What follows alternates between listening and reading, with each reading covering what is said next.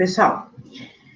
Continuando hoje, no dia 13/7, nós faremos ciências, tá bom? Em ciências, nós colocaremos na página 27 e escreveremos a data, que é 13/7, tá bom? Aí, pessoal, bem começa com uma experiência. Então, nós vamos observar o que acontece com uma folha que não recebe luz. O que vai precisar? O vaso pequeno com solo. Pessoal, quem está com a plantinha assim, no potinho ainda, dá para fazer assim. Quem já plantou ela no jardim, como o Gabriel, dá para fazer a pesquisa de observação também. Não precisa deixar de fazer. Então, a gente já plantou, tá bom? E o que a gente vai precisar a mais vai ser um pedacinho de papel alumínio. Então, como nós vamos fazer essa daqui? Aí a gente plantou, acompanhou que ela cresceu, tal, e deu as folhinhas dela. Quando deu as folhinhas, olha aqui, o meu já deu bastante, já como a gente já tá bastante tempo com ela, então o que acontece? Já deu mais de 2 folhinhas, foi crescendo, né? Então, o que vocês vão olhar? Vocês vão olhar o tamanho da folhinha e vão desenhar no espaço que a Pro vai mostrar aqui com a setinha, ó. Vocês vão desenhar o tamanho da folha aproximado, tá bom? Do início da experiência. Aí vocês vão escolher uma folhinha e vão cobrir a folhinha com papel alumínio. Então, eu vou pegar um pedacinho bem pequenininho e vou cobrir a folhinha. Com muito cuidado, gente, senão amassa a folhinha, olha. Eu cobri esta folhinha aqui. Eu cobri esta folhinha e eu vou continuar colocando ela lá no sol, vou continuar molhando normalmente. Daqui uma semana, vai tirar o alumínio e vai ver o tamanho que ficou a folha, tá bom? Que estava coberta e a outra que estava sem a cobertura do alumínio. Nós vamos comparar como ficou a que recebeu a luz e a água e a outra que não recebeu a luz, tá certo?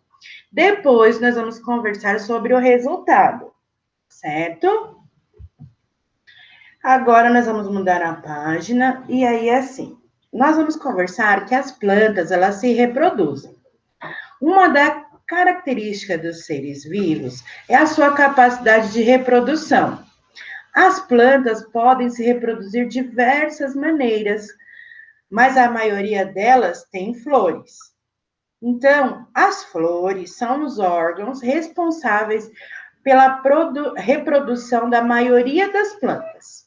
Em geral, elas têm pétalas coloridas, são perfumadas e produzem o néctar. Olha, gente, está em vermelho, o que atrai alguns animais.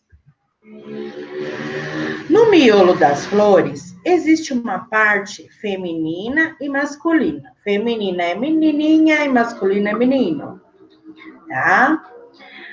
Algumas flores têm as duas partes nela já. A parte masculina produz os grãos de pólen, aquele que as abelhinhas pegam. Para que a reprodução aconteça, os grãos de pólen devem chegar até a parte feminina da flor.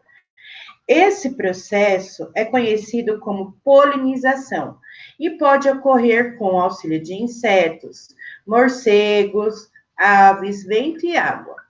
Então, a abelhinha vai lá numa flor, pega o pólen, e aí ela começa a voar, vai em outra flor, aí ela deixa aquele pólen, pega mais outro pólen, vai em outra flor, e assim ela vai polinizando, vai fazendo nascer novas flores, novas plantas, tá bom? Então, pessoal, olha lá. Ao visitar as flores em busca de alimento, a borboleta carrega os grãos de pólen de uma flor para outra, o que a Pro acabou de explicar. A abelha, com o corpo coberto de grãos, olha, tá aumentada aqui a imagem, tá? E aqui vocês veem que a abelhinha, ela tá todinha coberta de amarelo. Esse amarelo são os pólens, tá? Quando ela sair daí e ela for para outra flor, ela também vai ter essa troca. Ela vai pegar mais pólen, vai deixar aqueles que ela já havia trazido de outra flor, certo? Depois que o grão de pólen chega à parte feminina da flor, ocorre a fecundação, que junta a parte masculina e feminina. Elas se abraçam. Dessa união surge o embrião, que fica protegido dentro da semente. Então, depois que a parte feminina do pólen juntou com a parte masculina, elas se unem e fica a semente. Aí vira uma sementinha, tá bom? A parte feminina da flor se desenvolve e se transforma em fruto. Podem dizer, então, que a partir das flores formam-se os frutos e as sementes, as quais darão origem a novas plantas.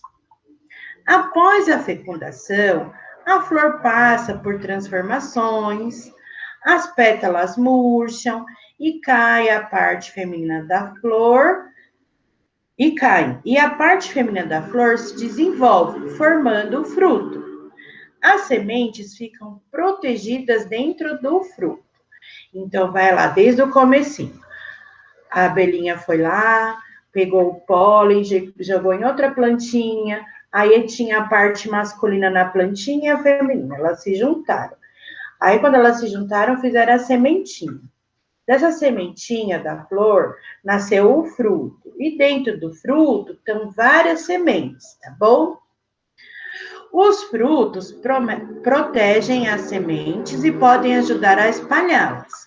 Alguns frutos se abrem e lançam as sementes no ar. Outros são comidas por animais, que eliminam as sementes com as fezes. Fezes é o cocô, tá, gente? Espalhando-as pelo lugar onde passam. Esse é o processo conhecido como dispersão. Ó, isso aqui é legal da gente entender bastante. Então, tem vários jeitos da semente se espalhar. Pode ser que o fruto se abra e o vento leve as sementes. Pode ser que os animais comam e as sementes também se espalhem no chão. Ou pode ser também que os animais comam o fruto e quando eles vão fazer o cocô deles, as sementes estão lá no meio do cocô, das fezes. E daí, essas sementes também, elas podem germinar, tá bom? E chama-se dispersão. Aqui tem um exemplo para vocês observarem, olha. Na primeira imagem aqui, tá a florzinha. Daí vamos supor que teve a fecundação. Veio o inseto aqui e juntou o pólen com a parte masculina. E aí, aqui dentro começa a se fazer o fruto. O fruto vai crescendo, olha que ele foi crescendo, e dentro desse fruto estão sendo produzidas as sementes. Quando ele está madurinho, pode ser que ele caia no chão, se abra e as sementes germinem no solo, pode ser que um animal coma e as sementes também se espalhem, ou pode ser que um animal coma, faça o cocôzinho em outro lugar e ali germine também a outra planta, certo? Observar a vida de animais e plantas é uma inspiração para muitos poetas. Leia o poema O Beija-Flor e depois faça o que se pede. Vamos lá.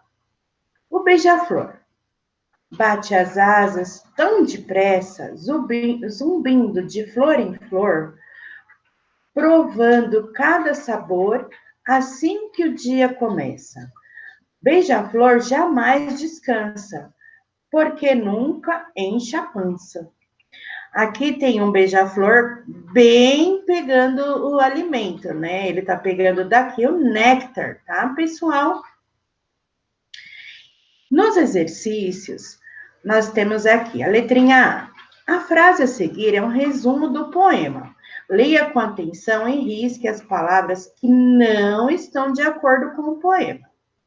Então, pessoal, o poema narra uma cena em que um beija-flor está parado ou voando? Ele está voando. Então, vamos riscar a palavra parado.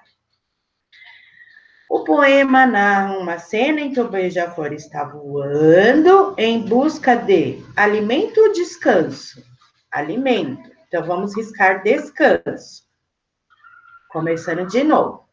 O poema narra uma cena em que o beija-flor está voando em busca de alimento.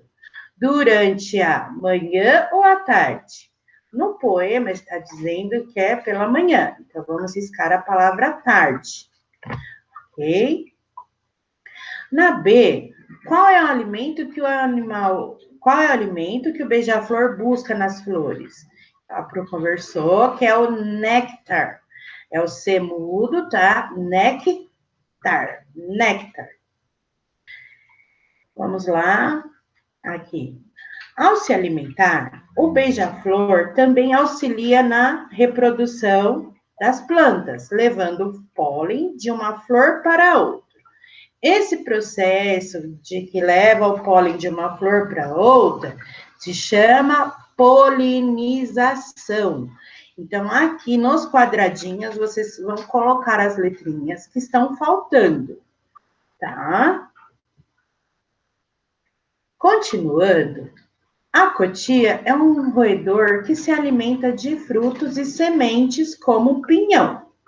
Após se alimentar, esse animal tem o hábito de enterrar as sementes que sobram, provavelmente para comer depois. No entanto, muitas das sementes enterradas germinam e dão origem a novas plantas. Sem saber, a cotia planta árvores que produzem seu alimento. Aqui do lado está escrito: você sabia? O pinhão é a semente do pinheiro do Pará, árvore comum no sul do Brasil. Ela serve de alimento para muitos animais da floresta, para as pessoas que costumam comê-lo, assado ou cozido, tá? Daí, as últimas perguntinhas que nós já estamos acabando são: quando enterra os pinhões, a cutia ajuda a espalhar essas sementes na natureza. Esse processo é chamado de fecundação? Não. Dispersão? Sim. E polinização? Não, porque ela não está fazendo a polinização, não está levando o pólen para outra flor. De que outras formas os animais podem contribuir com as reproduções da planta? É um exemplo que eu vou dar para vocês, aqueles que nós conversamos, sobre os animais comerem os frutos, caminharem e ir para outro lugar, neste outro lugar fazer as fezes, o cocôzinho, e dentro desse cocô tá as sementes. Depois do cocô se dissipar no ar, dissipar na terra, a semente entra no solo, germina e nasce uma outra planta. Então, esse é o exemplo que a Pro deu. Se você souber outro, pode falar também. Tá certo? Então, pessoal, essa daqui são as atividades de ciências, a qual nós terminamos a apostila. Qualquer dúvida, pode falar com a Pro, e boa aula para vocês.